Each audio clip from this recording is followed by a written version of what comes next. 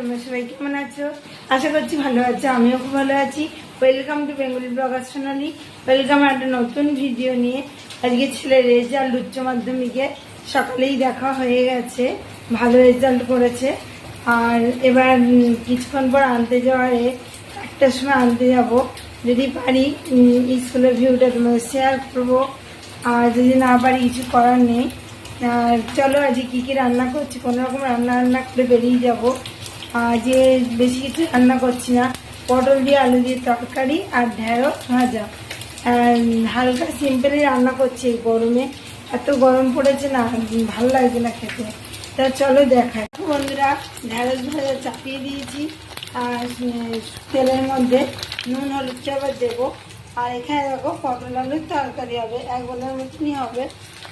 আর দেখতেই পাচ্ছ, গোটা ভিডিওটা স্কিপ না করে দেখতে থাকো, আশা করছি ভালো লাগবে।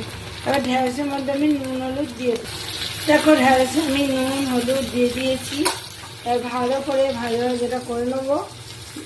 ঢেঁড়স ভাজা দিয়ে কিন্তু গরম ভাত বেশ লাগে। আর এখানে এই যে হাঁড়িতে ভাত হয়ে গেছে। বারের মতো স্কুলে যাওয়া, আর তো স্কুলে যাওয়া নেই, এবার কলেজে পড়বে। সেজন্য লাস্টবার আজকে স্কুলে যাচ্ছে, একটু আগেই যাবে বলছে। বন্ধু বান্ধবের সাথে আজকে দেখা হবে না, কে কী নিয়ে পড়বে সে নিয়ে পড়বে। আর চলো রান্না বান্নাটা সেরে নিই, সেরে রওনা দিয়ে দিই। পটল আলুর তরকারি হয়ে গেছে, আর এখানে ঢেঁড়স চচ্চড়ি, আর এখানে কাঁচা ছোলা ভাজা। দেখো কেমন হয়েছে কমেন্টে জানাতে ভুলো না। আর আজকে অল্প রান্নাই করছি, এসে রাতে আবার রান্না হবে।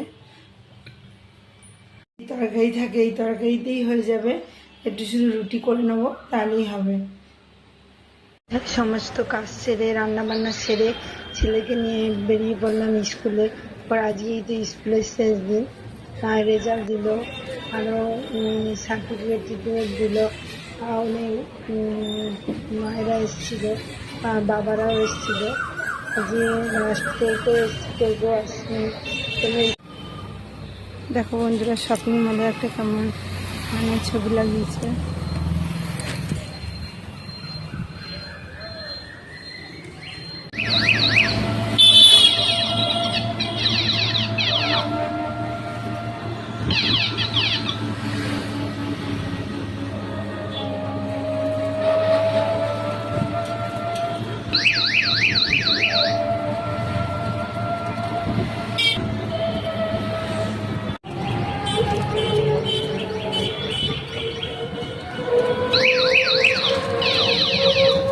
রুটি হয়ে গেছে, আর তরকারি একটু আছে, আর ছাতু মাখা দিয়ে খাওয়া হবে।